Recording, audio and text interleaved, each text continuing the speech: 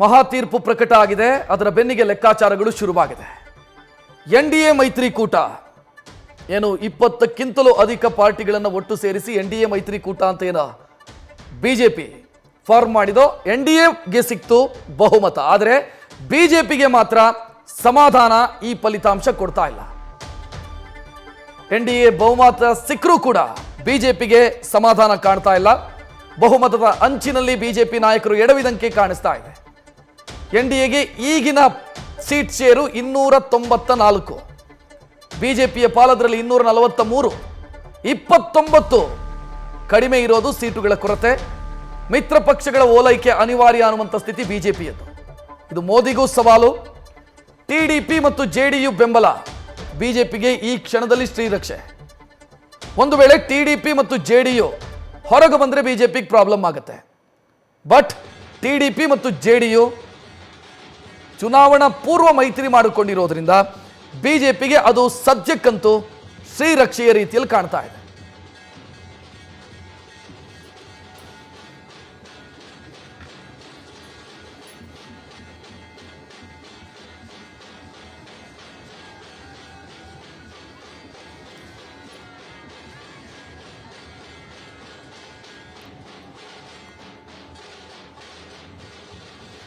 ಇನ್ನು ಸರ್ಕಾರ ರಚನೆಯ ಪ್ರಕ್ರಿಯೆ ಹೇಗಾಗುತ್ತೆ ಅನ್ನೋದನ್ನ ನೋಡೋಣ.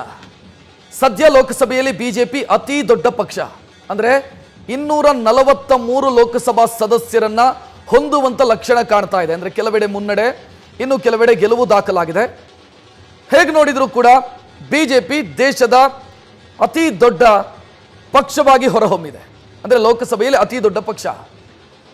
ಅತಿ ದೊಡ್ಡ ಪಕ್ಷಕ್ಕೆ ಇರುವಂತ ಅಡ್ವಾಂಟೇಜ್ ಏನು ಅಂತಂದ್ರೆ ಸರ್ಕಾರ ರಚಿಸೋದಕ್ಕೆ ಹಕ್ಕು ಮಂಡಿಸಬಹುದು. ನನಗೆ ನಂಬರ್ಸ್ ಇದ್ದಾವೆ, ನಾನು ಸರ್ಕಾರ ರಚಿಸ್ತೀನಿ ಅಂತ ಬಿಜೆಪಿ ಹಕ್ಕು ಮಂಡಿಸಬಹುದು. ರಾಷ್ಟ್ರಪತಿಗಳಿಗೆ ಹಕ್ಕು ಮಂಡನೆಯನ್ನು ಮಾಡಬೇಕಾಗತ್ತೆ.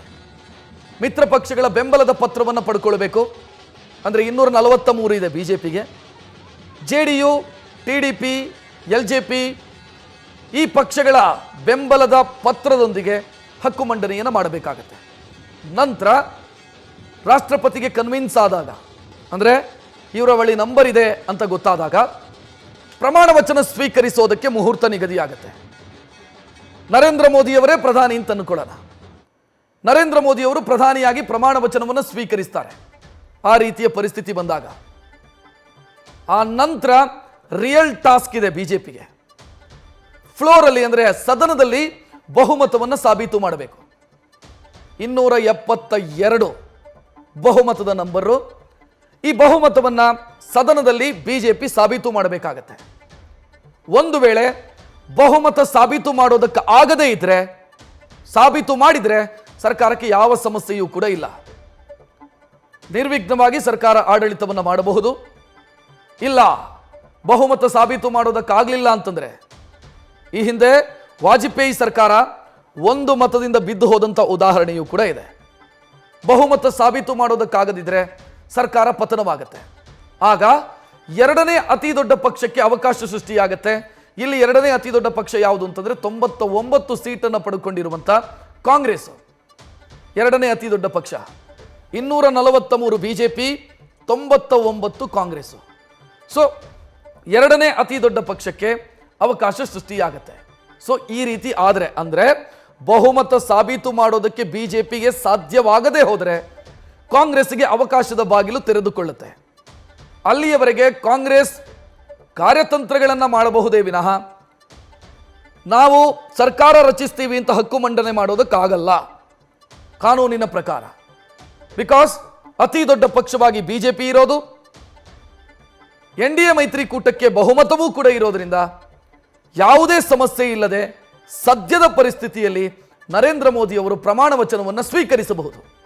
ಸ್ವೀಕರಿಸಿದ ನಂತರ ಇರೋದು ರಿಯಲ್ ಟಾಸ್ಕು, ಅದು ಬಹುಮತ ಸಾಬೀತು ಮಾಡೋದು. ಇನ್ನು ಇನ್ನೊಂದು ಬಹಳ ಇಂಟ್ರೆಸ್ಟಿಂಗ್ ಇದೆ ಇದರಲ್ಲಿ, ಅದು ಚಂದ್ರಬಾಬು ನಾಯ್ಡು ಬಂಪರ್ ಬಾಬು ಆಗಿದ್ದಾರೆ. ಕಾರಣ ಚಂದ್ರಬಾಬು ನಾಯ್ಡು ಅವರ ನಿಲುವು ಏನು ಅನ್ನೋದು ಸದ್ಯಕ್ಕಿರುವಂಥ ಕುತೂಹಲ. ಚಂದ್ರಬಾಬು ನಾಯ್ಡು ಆಂಧ್ರದಲ್ಲಿ ಕಿಂಗ್ ಆದರು. ಕಾರಣ ಬಹುಮತವನ್ನು ಪಡೆದು ಮುಖ್ಯಮಂತ್ರಿಯಾಗಿ ಪ್ರಮಾಣ ವಚನ ಸ್ವೀಕರಿಸೋದಕ್ಕೆ ಮುಹೂರ್ತ ನಿಗದಿಯಾಗಿದೆ. ದೇಶಕ್ಕೆ ಚಂದ್ರಬಾಬು ನಾಯ್ಡು ಸದ್ಯ ಕಿಂಗ್ ಮೇಕರ್.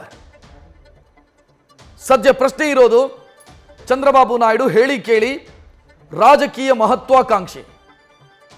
ಸೊ ರಾಜಕೀಯ ಮಹತ್ವಾಕಾಂಕ್ಷಿ ಚಂದ್ರಬಾಬು ನಾಯ್ಡು NDA ಮೈತ್ರಿಕೂಟದಲ್ಲೇ ಇರ್ತಾರಾ, ಅಥವಾ ಇಂಡಿಯಾ ಮೈತ್ರಿಕೂಟದಿಂದ ಏನಾದರೂ ಆಮಿಷ ಬಂದರೆ ನಿಮ್ಮನ್ನೇ ಪ್ರಧಾನಿ ಮಾಡ್ತೀನಿ ಅಂತ ಒಂದು ಆಮಿಷ ಬಂತು ಅಂತ ಅಂದ್ಕೊಳ್ಳೋಣ, ಗೊತ್ತಿಲ್ಲ, ಒಂದು ಊಹೆಗೆ ಹೇಳ್ತಾ ಇದ್ದೀನಿ, ನಿಮ್ಮನ್ನೇ ಪ್ರಧಾನಿ ಮಾಡ್ತೀವಿ ಅಂತ ಹೇಳ್ತಾರೆ ಅಂತ ಅಂದ್ಕೊಳ್ಳೋಣ. ಆಗ ಚಂದ್ರಬಾಬು ನಾಯ್ಡು NDAನಲ್ಲೇ ಕಂಟಿನ್ಯೂ ಆಗ್ತಾರಾ? ಸೊ ಇದು ಸದ್ಯಕ್ಕಿರುವಂಥ ಪ್ರಶ್ನೆ. ಆಫರ್, ಆ ಆಫರನ್ನು ಯಾವ ರೀತಿ ಸ್ವೀಕರಿಸ್ತಾರೆ?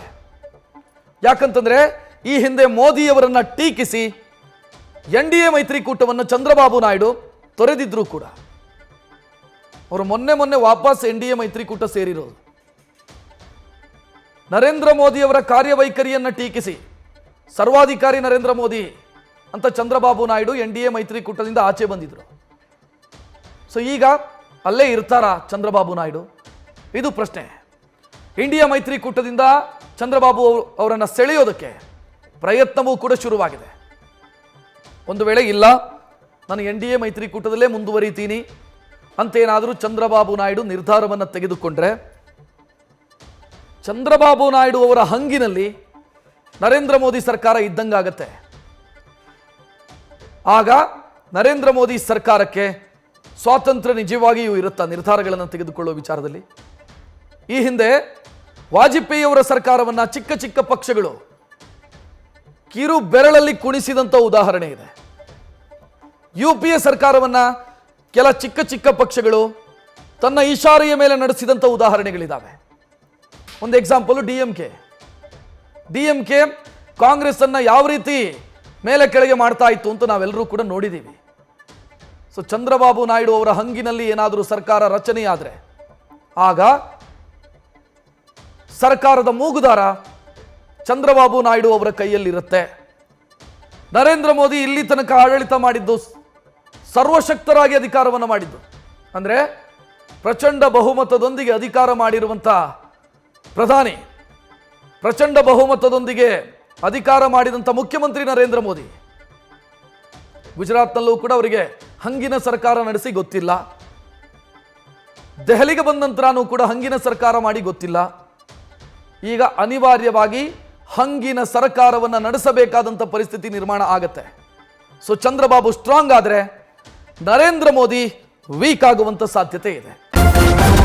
ನ್ಯೂಸ್ ಫಸ್ಟ್ ನಿರ್ಭೀತಿಯಿಂದ ನಿಮ್ಮ ಪರವಾಗಿ.